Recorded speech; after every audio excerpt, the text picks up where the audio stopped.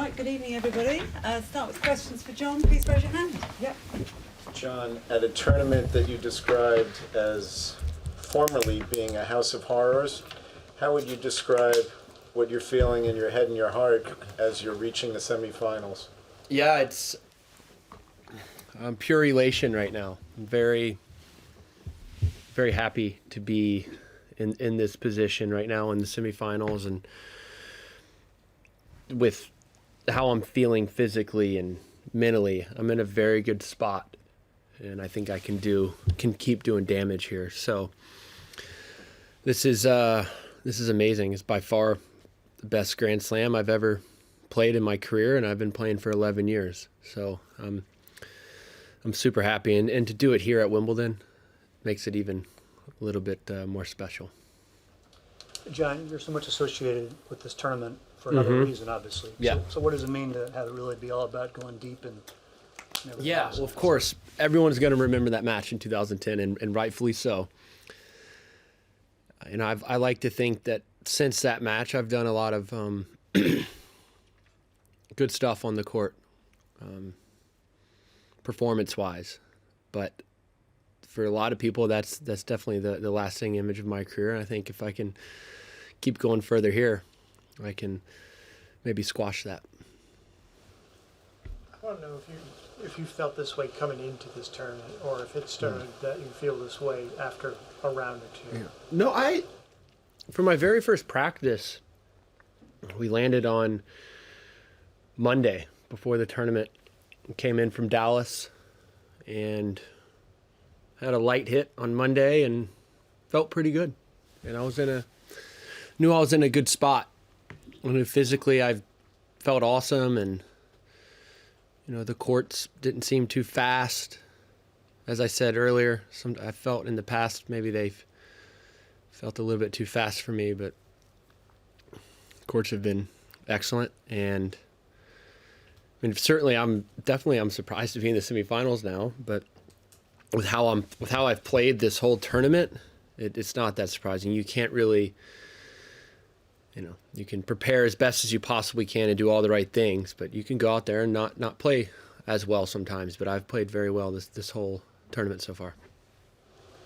You had a long wait to get on with how long Federer's Yeah. interstate match went. What was it like waiting through that match, and also just seeing the result and knowing that you were going to play the winner, and it wasn't going to be the guy who's won this tournament 8 times? Yeah. Incredible result for Kevin. I mean, he showed a lot of, what can you say, gumption, I guess. I hate to use that word, but coming back from 2 sets to love, down a match point in the 3rd set, incredible effort by him. As far as waiting, look, I can never complain about that, because there were some poor souls that were, I don't know who it was, that were playing after me in 2010 that never got on the court. So I wasn't complaining at all. I was just laughing about it. But I stayed ready.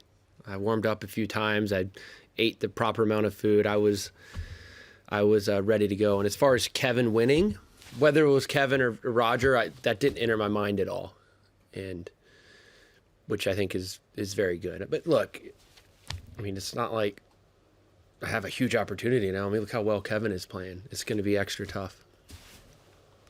We know all that your serve is obviously a big part of your game. What other parts of your game have been working really well over this fortnight? Yeah, I've been serving and volleying pretty well.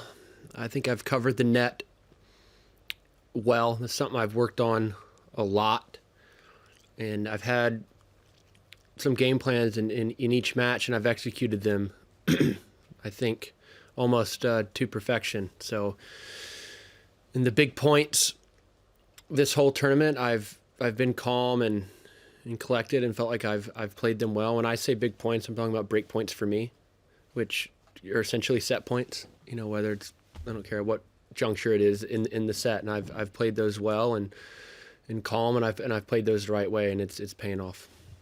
What are the nuances when you face Kevin? Because there are certain things that are obvious, the bombing serves, etc. But what do you think might be subtler aspects when you play Kevin? Well, could be a little mental aspect in our match, because I say that because our rivalry, what have you, it goes back way before the Pro Tour. We played each other in college probably 3, 4, 5 times, and we've played each other a bunch on the Pro Tour. So we've been lined up against each other for about 14 years now, because he left Illinois when I left Georgia, and we've been doing it ever since. So for me, this matchup, and I think for him as well, was especially cool. And it's a very nice spotlight on college tennis, that one of us, no matter what, is going to be playing in the Wimbledon final.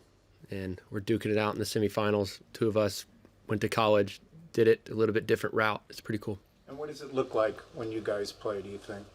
Well, we haven't played in a few years, which is, I think, a little bit weird, but it's always close, always very close. And when you match up with 2 big servers, inevitably the matches are going to be close.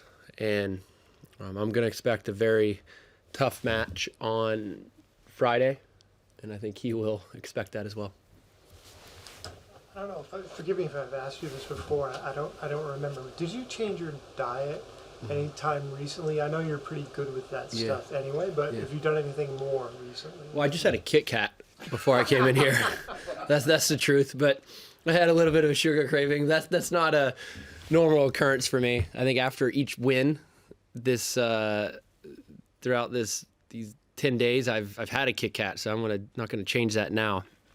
But no, I've always, especially when I started learning more and more about how important nutrition and diet is, I've always ate very well. I still eat a lot. I have such a big frame, but for the most part, I know what to eat. And I don't eat much pasta. I never eat pizza. I don't eat much unhealthy stuff. For me, it's in large part I'm putting really good fuel in my body.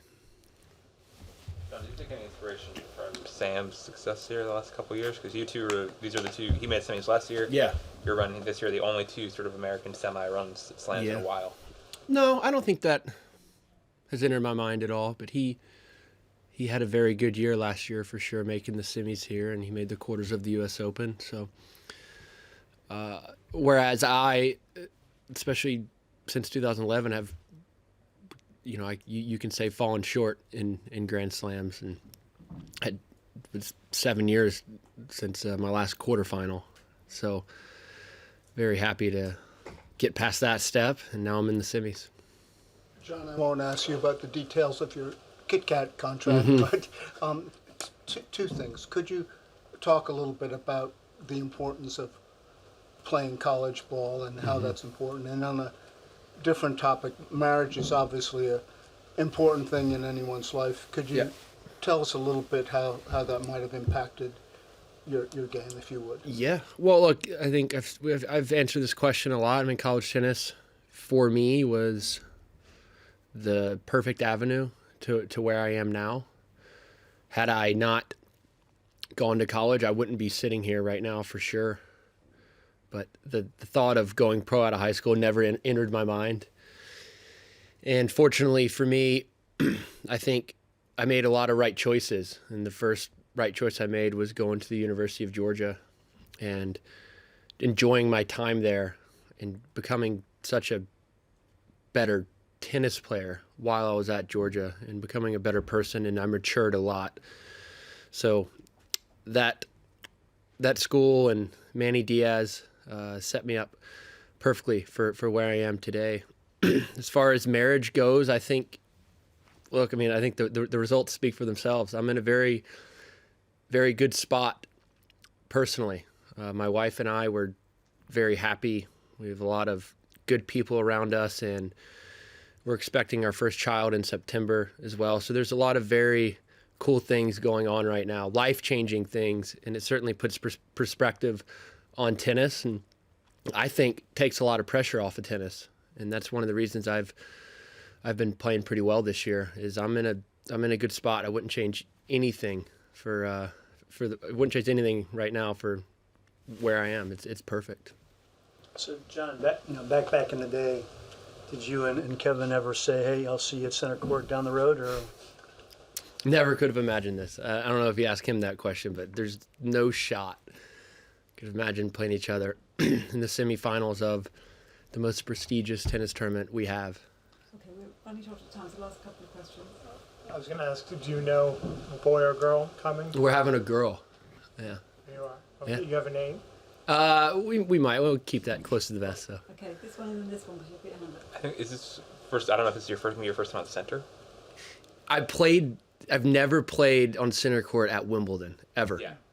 I played at the Olympics one time, so I have no clue what this court looks like. I played Roger in 2012, and I can't really remember it. And I guess also just what would it mean to you to make a Grand Slam final first time at 33, and what do you think it'll feel like playing for those kind of stakes?